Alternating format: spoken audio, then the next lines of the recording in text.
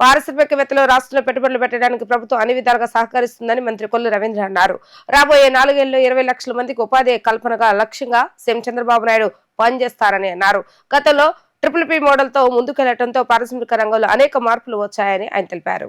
నగరంలోని ఓ ప్రైవేట్ హోటల్లో AP chamber business excellence అవార్డుల ప్రధానోత్సవంలో మంత్రులు కొల్లు రవీంద్ర, కొలుసు పార్థసారథి, కలెక్టర్ లక్ష్మీ షా పాల్గొన్నారు. ఈ సందర్భంగా మంత్రి కొల్లు రవీంద్ర మాట్లాడుతూ గతంలో చంద్రబాబు నాయుడు కంప్యూటర్ కోర్సులు ప్రవేశపెడితే ఎందుకు ఈ కంప్యూటర్ కోర్స్ అని ఎద్దేవా చేశారని, ఈ రోజు అదే కంప్యూటర్ కోర్సులతో దేశ విదేశాల్లో మన యువత ఎక్కువ మంది ఉండటానికి కారణమయ్యారని తెలిపారు.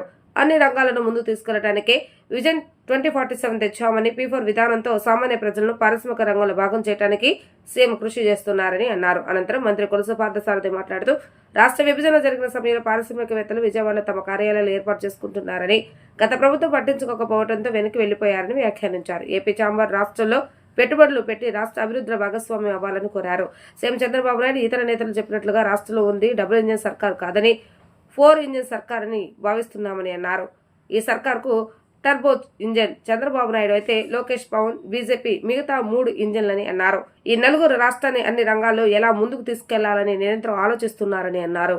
ఇవాళ ప్రభుత్వం తీసుకున్నటువంటి పాలసీస్ని ప్రజలకు అవగాహన కల్పిస్తూ ప్రజల్ని ఒక చైతన్యం చేస్తూ వాళ్ళని కూడా యువ పారిశ్రామికత ఏదైతే గౌరవ ముఖ్యమంత్రి చంద్రబాబు నాయుడు గారు ప్రతి కుటుంబం నుంచి ఒక ఎంటర్ప్రెనర్ తయారు కావాలి, ఆ ఎంటర్ప్రెనర్ 10 మందికి ఉపాధి కల్పించాలి, ఆంధ్ర రాష్ట్రంలో ఒక బెస్ట్ పాలసీస్ తీసుకొచ్చి ఇవాళ ఇండస్ట్రీస్ పాలసీ తీసుకొచ్చాం, ఫుడ్ ప్రాసెసింగ్ పాలసీ తీసుకొచ్చాం, టూరిజం పాలసీ తీసుకొచ్చాం.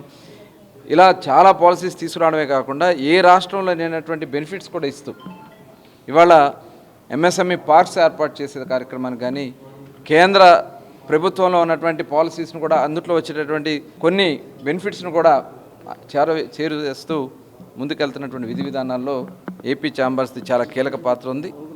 తప్పకుండా ఆంధ్ర రాష్ట్రాన్ని విజన్ 2047 15% మన గ్రోత్ రేట్తో మనం ముందుకెళ్ళి పర్ క్యాపిటల్ ఇన్కమ్ను కూడా పక్క రాష్ట్రాలు చూసాం, బెంగళూరుతో చూసుకున్నా, కర్ణాటకతో చూసుకున్నా, మరి ఇటు చెన్నైతో చూసుకున్నా, లేకపోతే హైదరాబాద్తో చూసుకున్నా కూడా మనం చాలా వెనకబడి ఉన్నాం. రాష్ట్ర విభజన జరిగిన తర్వాత కొద్దిగా మనం ముందుకెళ్తున్నటువంటి పరిస్థితుల్లో లాస్ట్ 5 ఇయర్స్లో మరి ఆనాటి వైఎస్ఆర్ ప్రభుత్వంలో పారిశ్రామికవేత్తలందరూ కూడా రాష్ట్రాన్ని వదిలిపెట్టి పారిపోయారు, మొత్తం విధ్వంసం చేశారు. తిరిగి మళ్ళీ నిర్మాణం చేసుకోవాల్సినటువంటి ఆవశ్యకత ఉంది, బాధ్యత ఉంది. దానికోసం అహర్నిశలో కష్టపడుతూ గౌరవ ముఖ్యమంత్రి గారు ఈరోజు క్వాంటమ్ కంప్యూటింగ్ కానీ వరల్డ్లోనే బెస్ట్ ప్రాక్టీసెస్ తీసుకొచ్చి ఆంధ్ర రాష్ట్రాన్ని ఒక పవర్ఫుల్గా చేయడానికి చేసినటువంటి ప్రయత్నాల్లో ఖచ్చితంగా ఏపీ ఛాంబర్స్ సపోర్ట్ ఉంటుందని చెప్పి మనస్ఫూర్తిగా వారిని అభినందిస్తూ, ఈ సంవత్సర కాలంలో చూసాం సుపరిపాలన తొలి అడుగు. ఈ రాష్ట్రంలో ఒక ఇండస్ట్రీ పాలసీసే కాకుండా సంక్షేమ కార్యక్రమాలు ఇచ్చినటువంటి హామీలను కూడా నిలబెట్టుకుంటూ ఇవాళ ప్రజల్లోకి వెళ్తున్నాం. మరి ముఖ్యమంత్రి గారు ఒక స్పష్టమైన టార్గెట్స్తో ఏదైతే విజన్ 2047 అన్నారో, విజన్ 2047 ఇప్పుడు 25 ఇయర్స్కే కాకుండా ఆ విజన్ 2047 సాధించడానికి ప్రతి సంవత్సరం ఏం చేయాలనే దాని మీద ముఖ్యమంత్రి గారు అహర్నిశలు కృషి చేస్తూ మరి యంత్రాంగాన్ని గేరప్ చేస్తాం కానివ్వండి, అదేవిధంగా పబ్లిక్ రిప్రజెంటేటివ్స్ని కూడా దాంట్లో భాగస్వామ్యం చేసి మీ నియోజకవర్గాల్లో మీ జిల్లాలో ఒక విజన్ ప్లాన్ తయారు చేయండి అని చెప్పేసి మరి వారు చాలా బ్రహ్మాండంగా ఆలోచన చేస్తూ ఉన్నారు. మరి ఇప్పటికే దాదాపు 9.5 లక్షల కోట్లు పెట్టుబడులు మన రాష్ట్రానికి MOUs స్టార్ట్ అయినాయి. ఈ ప్రభుత్వం యొక్క లక్ష్యం 20 లక్షల ఉద్యోగాలు ఈ 5 సంవత్సరాలు కల్పించాలి. ఏదైతే వికసిత్ భారత్లో భాగంగా కానివ్వండి, లేకపోతే 2030కి 90 లక్షల ఉద్యోగాలు కల్పించాలని ఏదైతే కేంద్ర ప్రభుత్వం యొక్క స్టడీస్ ఉన్నాయో దాంట్లో భాగంగా కానివ్వండి, ఈ రాష్ట్రంలో 20 లక్షల ఉద్యోగ అవకాశాలు కల్పించాలి. ప్రతి ఇంటి నుంచి కూడా ఒక పారిశ్రామికవేత్త అంటే కోట్లు పెట్టుబడి కాదు, ప్రతి ఒక్కరికి కూడా ఒక్కొక్క రకమైన స్కిల్స్లో ఎక్స్పర్టైజ్ ఉంటుంది. మీకు ఒక స్కిల్ ఉంటుంది, నాకు ఒక స్కిల్ ఉంటుంది.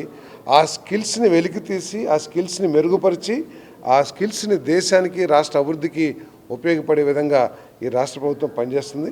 మరి దాంట్లో భాగంగా AP chamber of commerce and federation industry వారు అనేక సూచనలు ప్రభుత్వానికి ఇచ్చి సంవత్సర కాలంలో మంచి పాలసీస్ని ఎవాల్వ్ చేసే విధంగా మరి దేశంలోనే మంచి పాలసీస్ ఇక్కడ ఉన్నాయి కాబట్టి ప్రతి ఇన్వెస్టర్కి కూడా ఏపీ ఒక డెస్టినేషన్గా మారింది.